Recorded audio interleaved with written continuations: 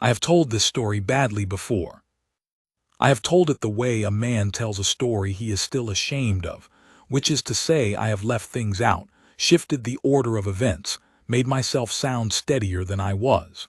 My steward Haran has heard 3 versions of it. My second Vorel has heard perhaps 4. The truest version I have only told once, to Lyra herself, on the night after the summit when the hold had gone quiet and the lanterns had burned to half their height, and she sat across from me with her hands folded on the table and said, "Start from the beginning and do not be diplomatic about it." So I will try to do that now. The beginning is not her arrival, though that is where the story wants to begin. The beginning is the week before she arrived, because you cannot understand what she walked into without understanding what I had made of myself by then. I had ruled Cordenvast Hold for 11 years. 7 of those years I had ruled alone, no mate, no council I fully trusted, a pack reduced by the Havenmere territorial war to half its former size. My brother Kale had died in that war, along with my closest advisors, and enough of my warriors that we spent 2 years after the fighting simply learning how to function at reduced strength.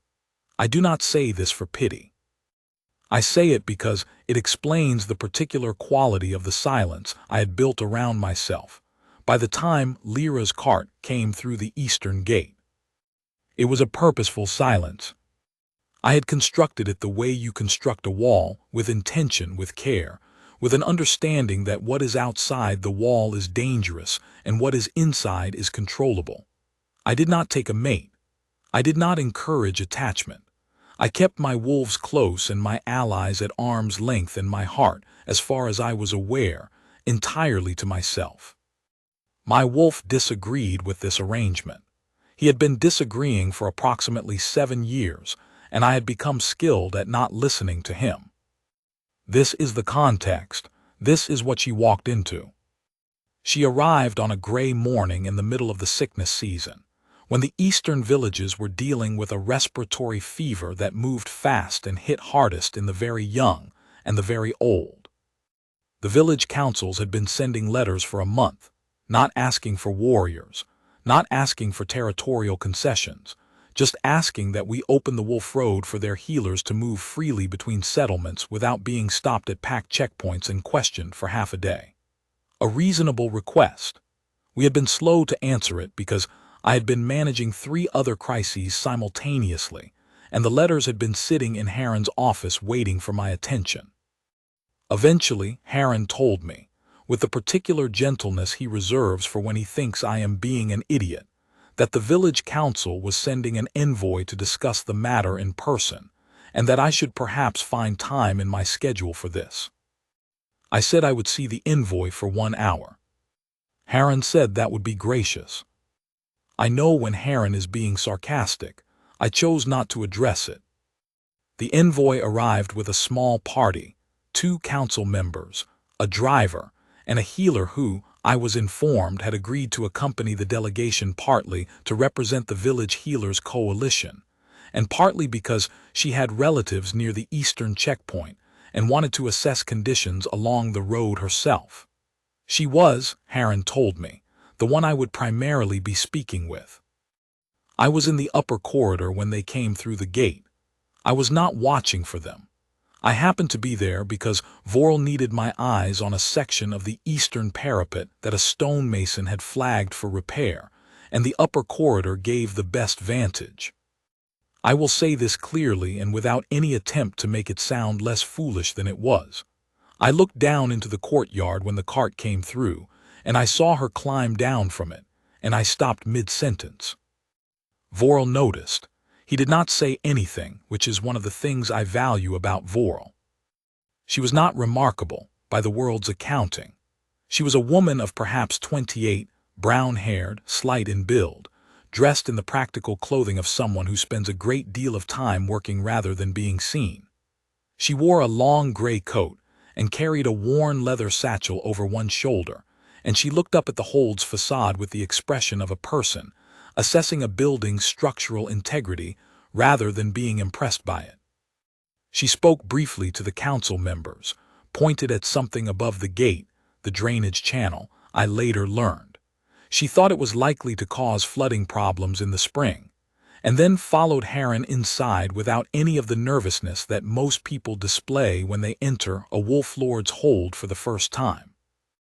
I finished my conversation with Vorel. I went back to my study. I thought about the drainage channel for a moment longer than was warranted, and then I stopped thinking about it. I told myself I had not noticed anything in particular. The meeting was scheduled for the following morning. That afternoon, Heron arranged for the delegation to be shown to their quarters and given access to the infirmary, as the healer had apparently made this a condition of the visit. She wanted to see the infirmary's current stock and assess whether there were supply shortfalls that would affect the villages. I had approved this. It seemed reasonable. I did not go to the infirmary that afternoon. I went to the Great Hall instead, where I had a supply report to review, and I reviewed it, and I was in every way focused on the supply report rather than on the sound of voices from the eastern wing where the infirmary was located. At some point, Heron appeared at my elbow. "The healer," he said, "has reorganized our remedy storage." I looked up from the supply report. "Has she?" "She says the previous system was categorized by remedy type rather than by use case, and that in an emergency you lose critical minutes locating what you need." He paused. "She's correct." I didn't authorize her to reorganize the infirmary. "No," Heron agreed. "She asked Marin, our infirmary steward. Marin authorized it." He paused again very slightly. "Marin seems quite pleased." I returned to the supply report. "Fine." She also found a cache of dried thistlebloom behind the storage crates that we apparently received 2 years ago and never unpacked. She's asking if she can take a portion back to the eastern villages. They're running short. I looked up again. This time, I did not immediately look back down. "She found it herself," I said. "She was very thorough." I thought about a woman who had arrived that morning, and by afternoon had identified a supply problem that my own infirmary staff had missed for 2 years. I thought about this with something that felt, if I am honest, like professional irritation, though I understand now that it was not that at all. "Tell her she may take what the villages need," I said, "and that the thistlebloom is a gift from the hold, not a trade." Heron's expression did not change, but his eyebrows moved. For Heron, this constitutes an outburst. "That is generous," he said. "It was sitting behind a crate for 2 years," I said. "It might as well do some good." The meeting the next morning lasted 4 hours. I had scheduled one. It lasted 4 because she was precise and thorough, and did not accept partial answers, and because somewhere in the second hour I stopped wanting the meeting to end. She had prepared documentation, a survey of how many healer transits per month were being delayed at the Wolf Road checkpoints, the average delay time, the downstream effect on village fever mortality. She presented it without drama, without appeals to emotion, without any of the flattery that envoys usually open with. She simply laid the information in front of me and said, "These delays are costing lives. I believe that is not your intention. Here is what would fix it." I had expected to be petitioned. I had not expected to be briefed. I asked questions. She answered them directly, and when she did not know something she said so. "I don't have that figure. I can find it before I leave," with no evident anxiety about admitting ignorance. She asked me questions in return, which envoys rarely do, and they were the right questions, the ones that got at the practical constraints rather than the political ones. At some point, I became aware that I was leaning forward over the table. I sat back. She did not notice, or she noticed and did not care. She was looking at her documentation, marking something with a small pencil. Her handwriting, I could see across the table, was extremely neat. By the end of the second hour, we had the bones of an agreement, a pass-token system, checkpoint reform, a monthly supply transit that the hold would co-sponsor. By the end of the third hour, it was fully drafted. The fourth hour, I realize now, was me asking questions that did not need to be asked, about village conditions and healer training protocols and the logistics of the fever season, and her answering them because she had come prepared to answer questions, and she did not seem to notice that I had run out of necessary ones. When she finally gathered her documents and said she believed they had covered everything substantial, I said yes and thanked her, and she nodded the way a person nods when they are thinking about the next item on their list and not about you at all. After she had gone, I sat at the table alone for longer than I will admit. My wolf was quiet, not the quiet of not noticing, the quiet of something that has been coiled for a long time and has, very slowly, recognized something it was waiting for. I told him to stop it. He did not. The summit between the border lords was scheduled to begin 3 days after the delegation's arrival. I had not initially expected them to stay for it. They had come to discuss the Pastokan Agreement, not territorial politics. But Harren, exercising the quiet discretion that has kept him employed by me for 8 years, suggested that the village council's presence during the summit might in fact be useful, as several of the agenda items touched on the eastern village's grazing boundaries. The council members agreed to remain. Lyra remained with them, ostensibly to finalize the supply documentation and ensure the Thistlebloom transfer was properly inventoried. I noted, in the privacy of my own mind, that the supply documentation was not so complex as to require 3 additional days. I did not say this to anyone. In those 3 days before the summit, she moved through Cordon Vast Hold with the unself-conscious ease of a woman who has spent her life in places that were not built for her, and has made her peace with it. She ate in the great hall with the rest of the delegation, spoke to whoever addressed her, spent long hours in the infirmary with Marin, and walked the eastern parapet in the mornings. I know this because Vorel mentioned it, not because I had paid any attention to where she went. She came to my study once, unannounced.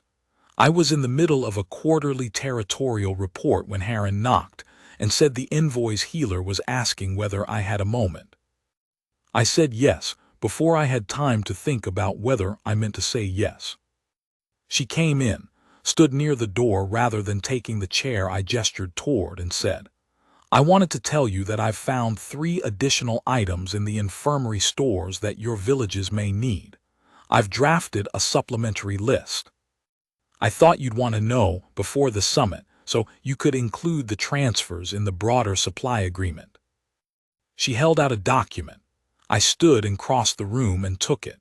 We were briefly close, the width of the document between us, and I was aware of the scent of dried herbs and winter air, and something underneath both of those things that was not any of them, a warmth that my wolf registered before any other part of me did, and that moved along the inside of my left wrist like something being woken. I stepped back and looked at the document. "Thank you," I said. "I'll have this incorporated." She nodded. She turned to go. At the door she paused, not turning back. "The drainage channel above the gate," she said. "If you address it before spring, you'll save yourself a significant repair in the lower courtyard. The angle is wrong. The water pools rather than running. A stonemason could fix it in a day." Then she left. I stood in my study holding her supplementary list and staring at the door, and trying to identify the sensation running along my left wrist, which felt like heat without a source. My wolf sat inside my chest like a man who has found something he hid years ago, and is saying nothing, waiting to see what I do with it. Lord Dreven of the Eastern Reaches arrived on the morning of the summit with a party of 12, and an easiness about him that I had always found slightly irritating, though I had never bothered to examine why.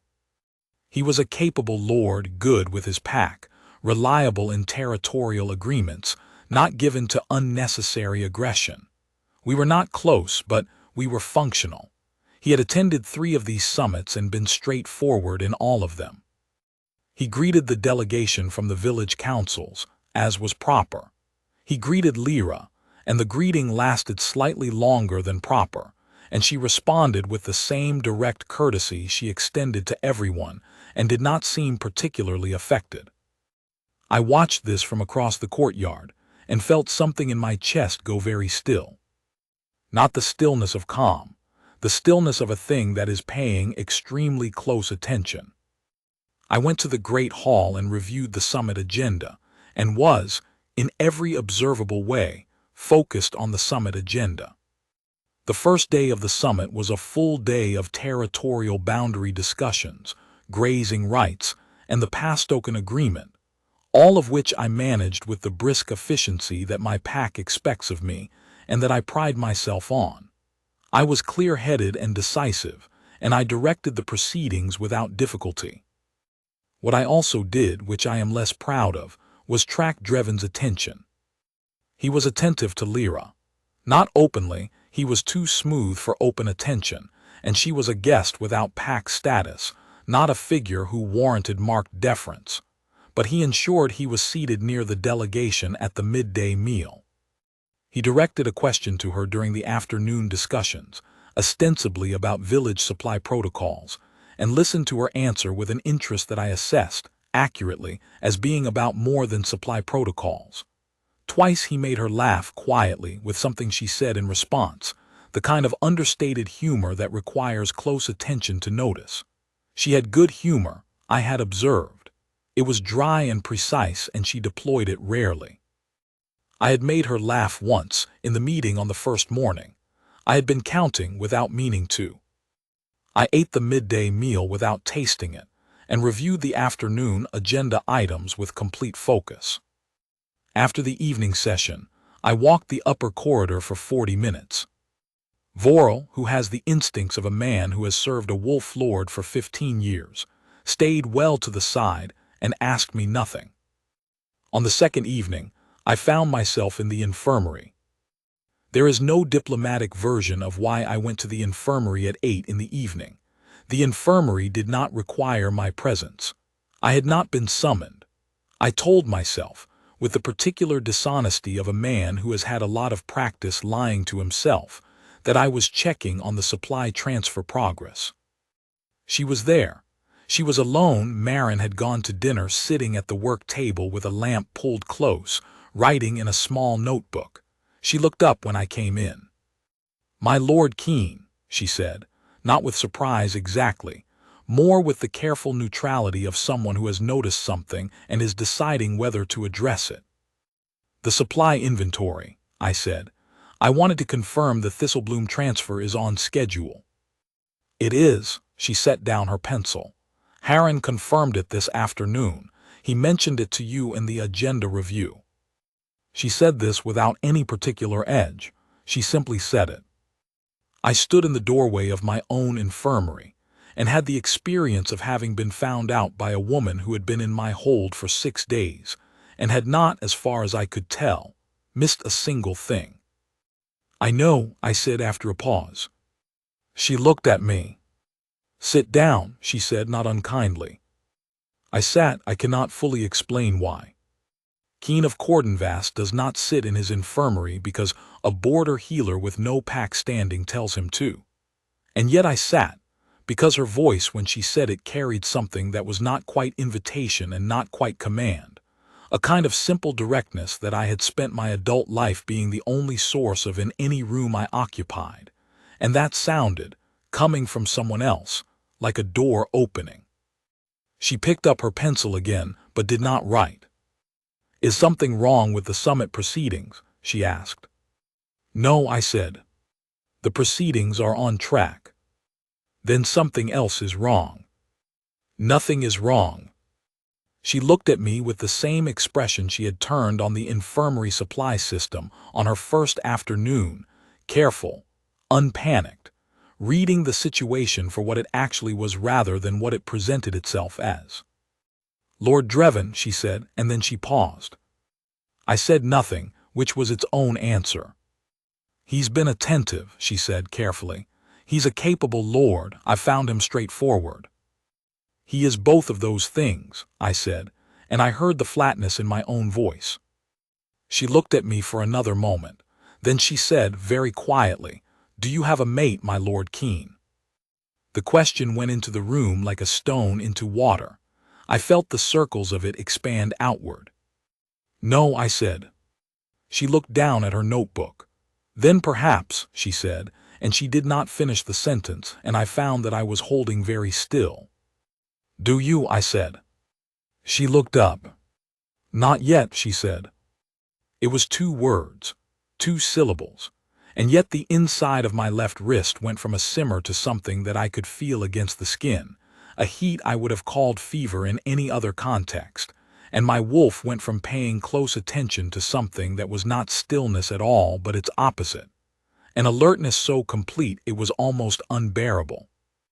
I stood. I was aware that I needed to leave before I said something that could not be unsaid, or did something that would alarm her, or, worst of all, named what was building in me with a speed and force I had not felt in 11 years of careful solitude.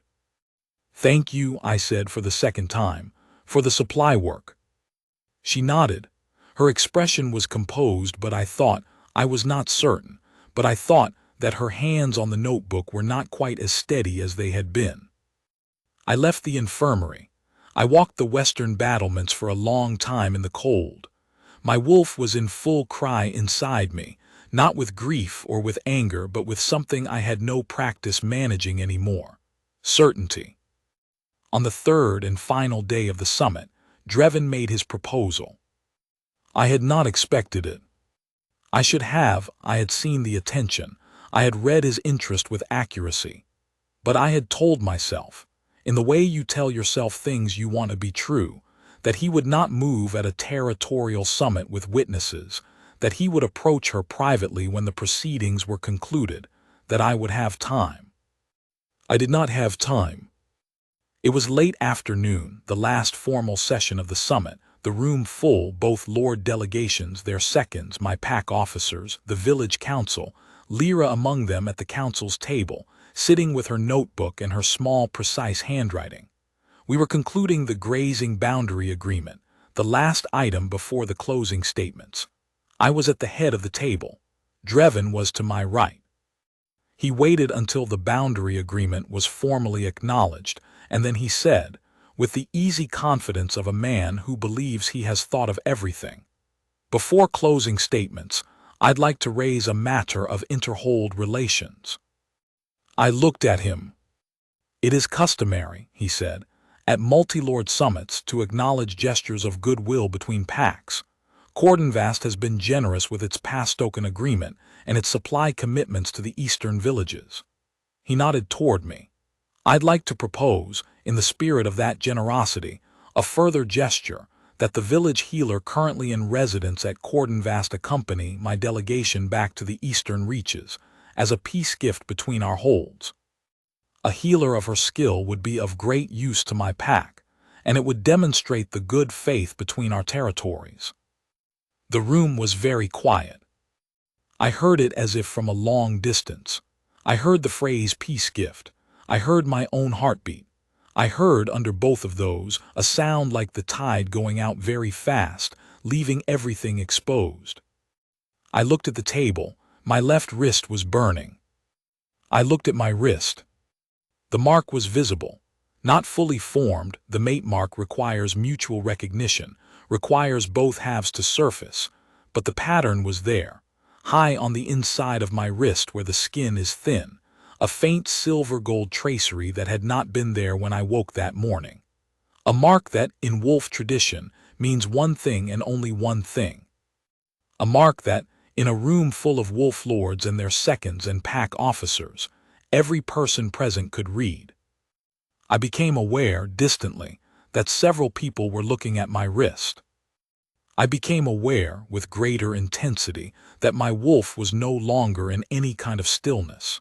He was standing fully upright inside me, and the sound he was making was not quite a howl because I had not let it out, but it would have been if I had let it. I stood. The room shifted as people registered that I had stood, the posture of a wolf lord rising in his own hall, the particular quality of silence that follows it. I walked around the table. I walked past Drevin without looking at him, which was its own statement. I walked to the council's table and I stood in front of it and I looked at Lyra. She was looking at my wrist. She had been looking at my wrist since, I suspect, 2 seconds after Drevin made his proposal. She was reading the mark with the same careful thoroughness she had brought to every other thing in the 6 days she had been in my hold: the infirmary supplies, the drainage channel, the summit documentation. She was reading it without panic and without performed calm, just with the real and focused attention of a woman absorbing information that matters. Her hands on the table were very still. "Lyra," I said. She looked up at me. The room was completely silent. I was aware of Drevin to my right at the far end of the table, and of Heron somewhere to my left, and of Vorel standing very correctly at the door. I was aware of the iron lanterns and the carved wolf frieze above the fire, and the winter light coming thin and gray through the high windows. I was aware of all of this the way you are aware of the edges of a room when what you are looking at is in the center. "I owe you honesty," I said, "that I should have offered earlier than this, and I'm sorry that I didn't. I have not been very brave about this week." She said nothing. She was waiting. "You are not a peace gift," I said. "You are not mine to give, and you never were. You have never been a guest in this hold. That is not the right word. You are the person my wolf has been telling me about since the morning you came through the gate." I was not ready to listen to him. I paused. "I am listening now." I turned my wrist up so the mark was fully visible to the room. The tracery had deepened slightly since I'd looked at it at the table. It was clearer now, the pattern more defined, as if proximity had fed it. "The bond is mine," I said. "I'm telling the room so there is no ambiguity." I looked back at Lyra. "Whether you accept it is entirely your choice. I'm not asking you to make it now, in front of witnesses, under any pressure. I'm asking you to know the truth of what is there." She looked at the mark for a long moment. Then she looked at me. She said, "I've been watching your wrist since yesterday evening." I went very still. "I noticed it at the infirmary," she said.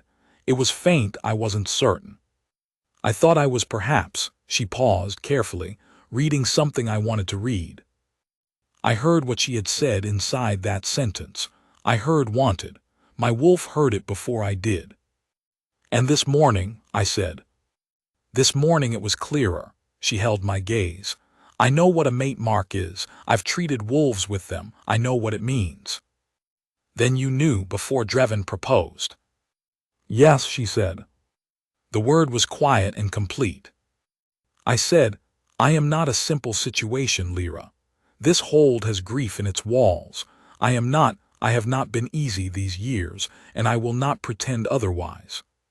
But I will tell you, in front of every person in this room, that if you accept this bond, you will be the first thing I protect and the last thing I set down, and I will not spend a single hour of what is left to me being as foolish as I was this week." She looked at me for long enough that I became aware I was holding my breath. Then she said, "You should have said something yesterday." There was a breath of laughter that moved around the room, quickly stifled. Even Heron, I believe, permitted himself something. "I know," I said. She stood. She was not tall. I had always been aware of this, of the particular contrast between her small, precise self and the scale of everything in Cordonvast Hold. But she stood with the bearing of someone who is exactly the height she intends to be. She held out her left wrist. The mark was there, mirrored the other half of the pattern, the same silver-gold tracery, the same place on the inside of the wrist. She had had it since, she told me later, the morning after our conversation in the infirmary. She had checked it every few hours. She had not said anything because she was not the kind of woman who says things she is not certain of, and she had needed to be certain. She was certain now. I covered her wrist with my hand. It was the first time I had touched her, and it felt, to my wolf and to me both, like a key finally turned in a lock that had been rusting shut for 11 years. I will not pretend the rest of that afternoon was uncomplicated. Drevin handled it with grace, which I credit to him. He withdrew the proposal without requiring it to be formally rejected, simply said that the matter was settled, and that he offered his congratulations to both holds.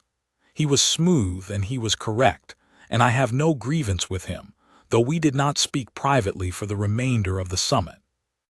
The closing statements were brief and functional. The room dispersed with the slightly suspended quality of people who have witnessed something that overran the meeting agenda and are not certain what the appropriate social register is. Harren took charge of this immediately, as Harren takes charge of things, moving people efficiently toward the reception hall and the evening meal and the comfortable noise of a summit concluding. Lyra and I stood at the end of the council's table for a moment after the room had largely cleared. She looked at our still joined hands with an expression that was, I thought, half measuring and half something softer than measuring. "You said this hold has grief in its walls," she said. "It does. Tell me about it." Not you don't have to or only if you want to, just the direct expectation, the same she had brought to every conversation in 6 days. Tell me about it. I said at dinner. At dinner, she agreed. We went to dinner. I told her about Kale and about the war and about the particular quality of loneliness that is not the absence of people but the absence of the right ones. She told me about the eastern villages and the fever season and the uncle she was going to visit at the checkpoint on her way back. A retired pack healer who had married into a border family 30 years ago and had a house that smelled of dried mint and always had a fire going. She was going back. The thought landed in my chest like a stone. I did not say anything immediately. She noticed, she was always noticing, and she looked at me over the table and waited. "The Pastoken Agreement," I said. "You'll need to return in the spring to review the first quarter of implementation." She held my gaze. "I will." "That is 3 months." "Yes." I stopped, started again. "I could assign a pack escort to travel with you for the road. The eastern routes are not always safe in winter." She regarded me with those clear brown eyes. "That would be practical," she said, not without a small note of something that I have in the time since come to recognize as her particular form of amusement. "For the road." "For the road," I agreed. "And the escort would naturally be under your personal command." "Naturally a senior officer," I paused, myself. The amusement in her face was no longer small. "You would leave Cordonvast Hold," she said carefully, "in the middle of winter to escort an envoy on a road survey. The Pastoken implementation requires a senior lord's oversight," I said. "Harren has the hold well in hand. He's managed it without me before." She looked at me for a moment. Then she looked down at her hands on the table, where the mark had settled to a low, steady warmth that I could feel in mine. 3 months is a long time," she said quietly. "Yes." "My uncle's house has a second room." She looked up. "He would not object." I said I would not impose. "He would be delighted," she said. "He's been alone since my aunt died. He'd enjoy the company." She held my gaze. "He's also an excellent cook, which you might find relevant given that you've barely eaten in 3 days." I had thought no one had noticed that. Of course she had noticed that. "Harren would manage perfectly well," I said. "He would," she agreed. We looked at each other across the table in the warm noise of the great hall, the lanterns throwing amber light across the stone, the wolf frieze above the fire catching the glow in the carved line of running wolves, and I thought about 11 years of a silence I had built with great care and considerable cost, and about the drainage channel above the gate that she had identified in the first 10 minutes she was in my courtyard, and about my wolf who had been telling me something since the morning she came through the gate, and whom I had spent 6 days not listening to. I was listening now. We left 4 days later. Harren sent us off with the expression of a man who has been waiting for approximately 7 years for something, and has the patience not to say "I told you so," but lacks the ability to fully conceal his satisfaction. Vorel shook my hand and said, with the economy of a man who has been my second for 15 years, "Good." My pack officers were correct and formal in their farewells, and then, when they thought I was out of earshot, somewhat less formal. I did not address this. The Eastern Road in winter is slow and cold, and the most beautiful I have ever seen it, birch forests bare and silver, the sky low and white, the snow on the road unmarked in the early mornings before the light shifted. Lyra rode beside me and we talked, most of the journey, about everything that was not the bond and everything that was also, underneath all of it, the bond. She asked me about pack governance, and how I'd rebuilt Cordenvast after the war and what I thought about the Eastern grazing agreements. I asked her about village healing traditions, and the difference between a healer trained in a pack versus outside one, and how she had come to the Eastern Coalition. She told me she had been born in a border village, the daughter of a human farmer and a wolf-blooded mother who had left her pack before Lyra was born. She had the blood, the senses, some of the instincts, but no pack affiliation, no standing, no name anyone in a Wolf Lord's hall would have recognized. She had trained as a healer partly, because it was the one profession that made her worth talking to regardless of bloodline. "You have standing now," I said. She glanced at me. "I have a mark," she said. "That is not automatically the same thing." "In Cordenvast it is," I said. "You will find that I have very firm views about what the people who belong to my hold are owed." She was quiet for a moment. The snow came off a pine branch and scattered across the road. "You said belong to my hold," she said carefully. "I did. Rather than belong to me." I looked at her. "You don't belong to me," I said. "The bond is not ownership. You are the other half of something that is larger than either of us. The hold is a place and a community and a responsibility. You would belong to it the way I do, which means it would be yours to care for, and it would care for you in return. I am a separate matter." She processed this. I had come to recognize the quality of her silences, the ones that were simply comfortable, the ones that were contemplative, and the ones where she was fitting information into a structure in her mind. This was the third kind. "You've thought about this," she said. "I've had 6 days," I said, "and 11 years of practice thinking about the wrong things." She looked at the road ahead.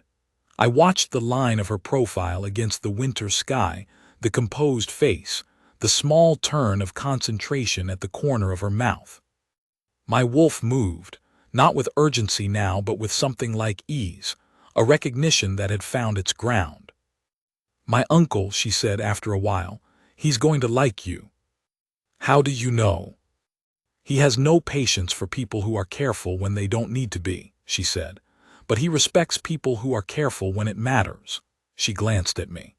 "You were very foolish about the obvious things this week, but you were careful about the things that mattered about her choice, about what you said in the hall, about not making it into something about your pride rather than about her." I noticed the small shift, as if she was still used to describing herself from the outside. "You," I said. She looked at me. "You can say me," I said, "or I. You don't have to be an envoy anymore." She held my gaze for a moment. Her expression was, for once, not carefully composed. It was simply open, an unguarded thing, brief and real. "You," she said quietly, "meaning me. Meaning the statement I had made about her." "Yes," I said, "you."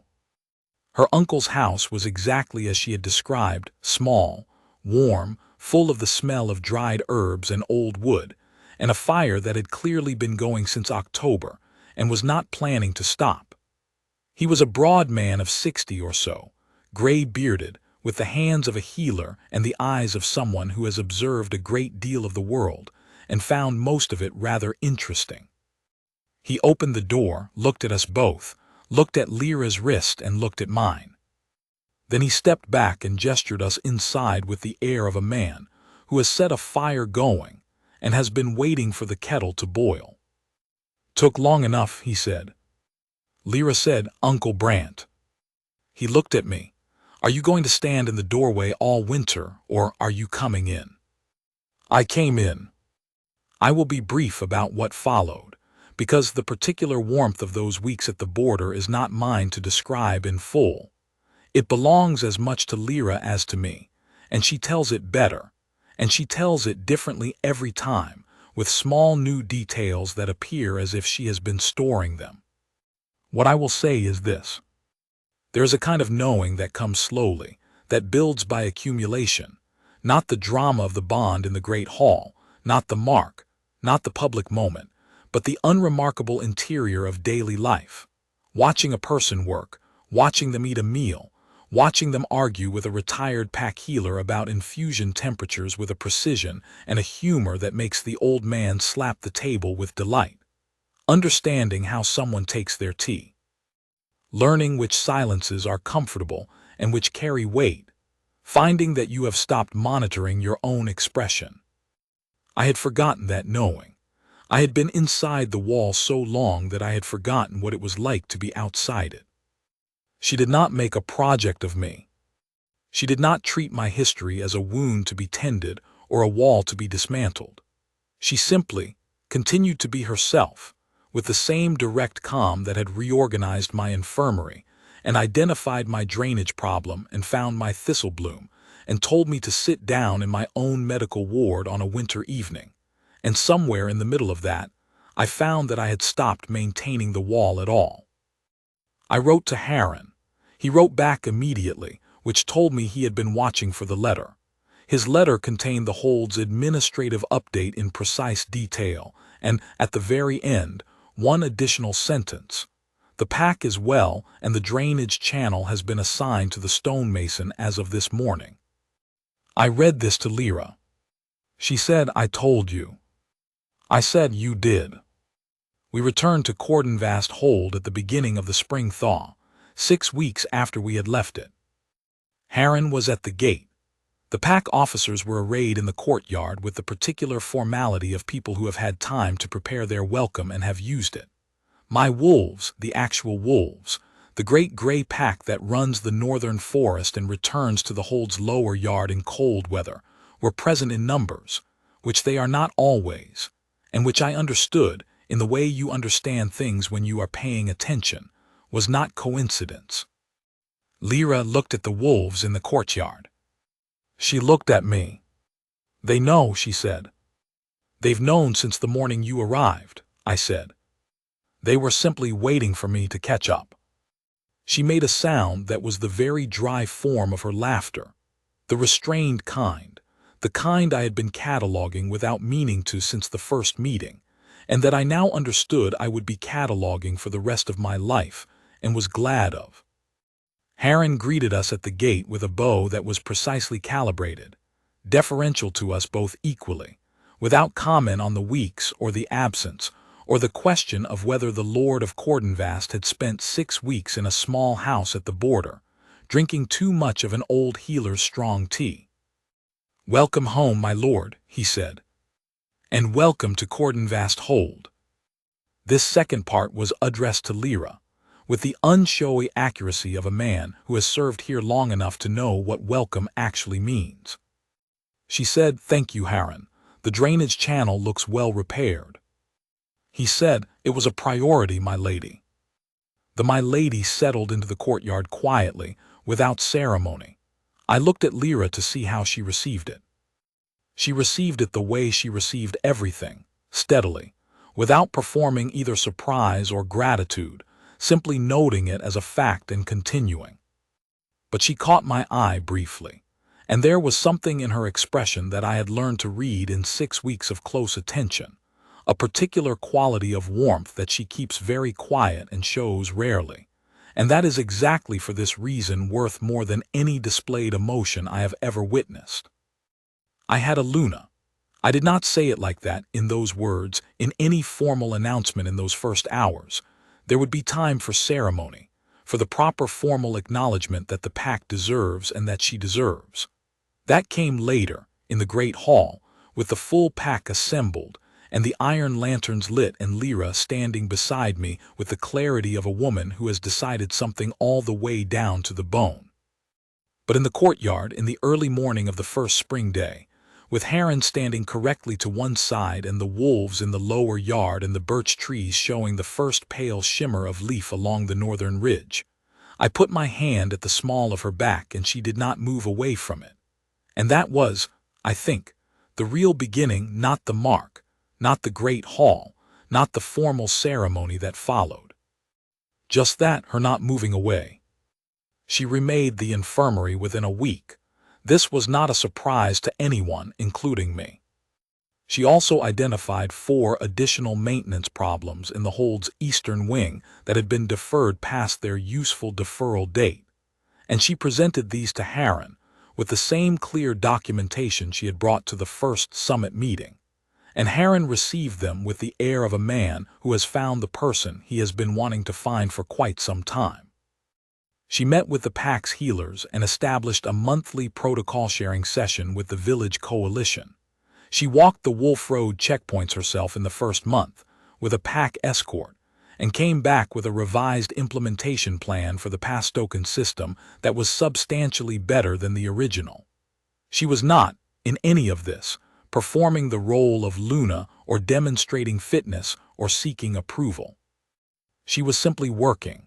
She was doing what she did, which was look at a system and understand what it needed and address that clearly, without fuss. My pack, who had been waiting, I understand now, much longer than I had realized, did not require a great deal of convincing. A pack reads a mate bond, reads the mark, reads the history in the alpha's bearing. But they also read the person. They read Lyra, in the way a pack reads someone new, watchfully, honestly, without the performance of either welcome or suspicion. And what they read was what I had read in the first meeting, which was someone who says what they mean and means what they say and does not flinch at hard work or difficult information. She did not try to be what she was not. She was not a wolf lord's daughter, was not from the world of territorial politics and pack hierarchy. She knew it and they knew it and she did not apologize for it, and this turned out to be, as most honest things turn out to be, more effective than any pretense would have been. Drevin came to the spring summit. He was, as I said, gracious about the whole affair. We concluded an additional grazing boundary agreement and a trade arrangement in river goods. Over the closing meal, he spoke briefly with Lyra about the Eastern Coalition supply protocols and was, from what I observed, simply professional and pleasant. Afterward he said to me, quietly, when we happened to be standing at the same stretch of battlements at the end of the evening, "She's good." I said, "I know." He said, "I should have known better than to try." I said, "You didn't know." He looked out over the northern ridge. "Your wolf was completely obvious for what it's worth. I probably should have registered it sooner." I thought about this. How long? "First afternoon in the courtyard," he said. "The way you watched the delegation come through the gate." He shrugged, not unkindly. "I thought perhaps you hadn't noticed yet." I had not noticed yet. I had not noticed for 6 days after that, through extraordinary effort. "No," I said, and he laughed, a real laugh without any edge in it. And we stood on the battlements in the good cold of the spring evening, and were, if not warm, then something that is the political equivalent of warm, which is functional and honest. Cale would have liked her. I think about this sometimes, in the way you think about the dead, not with the old grief, not anymore, but with a kind of retrospective tenderness, an imagining of the thing that did not get to happen. Cale was warm in the way I am not, easy with people in the way I have had to learn, and he would have sat at her infirmary table and made her laugh within 10 minutes and told her things about me that I would have been mortified by and that she would have filed away with the same care she brings to everything. She would have liked him. This is one of the things I told her on the night of the formal ceremony, when the hall had quieted and we had found ourselves, as we often do, in the infirmary, not because anything needed attending, but because it is the room in this hold that is most fully hers, the one she has ordered and shaped and made into her own, and being in it with her is like standing in the most settled place in the hold. She listened. She did not say the softening things that are available to say in those moments. She said, "Tell me more about him." So I did. I told her about Cale. I told her the whole of it, the war, the last year, the things I had not told anyone in 11 years, and she sat across the table and listened with the same focus she brings to every hard thing, and at the end she was quiet for a while, and then she said, "The grief doesn't go away." "No," I said. "But it changes," she said. "It changes what it sits beside." She looked at me. "What is it sitting beside now?" I looked at her in the lamplight of the infirmary she had made her own, in the hold I had built out of grief, and kept going through 11 years of a silence that had cost me more than I had fully tallied. I looked at the mark on her wrist, which I had memorized without intending to, every line of it, the particular way the tracery curved toward her pulse. I said, "Something better." She nodded, as if this was the right answer, which she had perhaps already known it would be. In the morning, I went to the eastern parapet. The birch forest was fully out now, the pale green of early spring, the light moving through the leaves in the way that makes the northern ridge look lit from inside. The drainage channel above the gate was repaired. The water ran correctly. The stonemason's work was solid. It had taken one day. Lyra came up the stairs behind me. I heard her before I saw her, her step, the specific weight of it that I have learned the way you learn things that become necessary to you. She stood beside me at the parapet and looked at the ridge. "The forest is earlier this year," she said. "Yes. The fever season should be shorter. Earlier warming." "Probably," I said. We stood in the morning light.